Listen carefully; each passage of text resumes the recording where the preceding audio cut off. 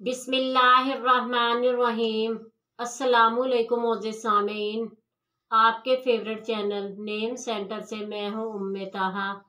आज मैं नोमान नाम का मतलब और उसकी कुछ बुनियादी मालूमात लेकर आपकी खिदमत में हाजिर हुई हूँ। तो चलिए बढ़ते हैं अपने आज के टॉपिक नोमान नाम के मतलब और उसकी दीगर तफसीलात की जानिब। नोमान की बुनियादी मालूमात हमें अरबी ज़बान से मिलती हैं।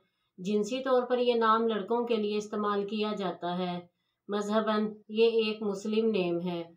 इसके खुशकिस्मती के अदाद में 1, 3, 4 और 6 के अदद शामिल हैं।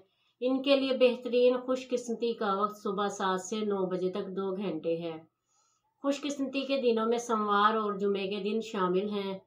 अगर बात की जाए इनकी ज़िंदगी में पाई जाने वाली खसूसियात की, तो ये अपनी ज़िंदगी को हमवार और बगैर परेशानियों के गुजारना चाहते हैं।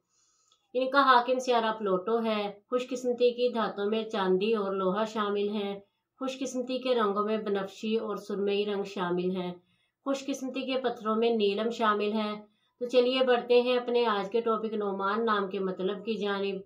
तो नोमान का मतलब है इनाम याफ्ता, यानी वो जिस पर अल्लाह ताला की नेमतें बरसती हों।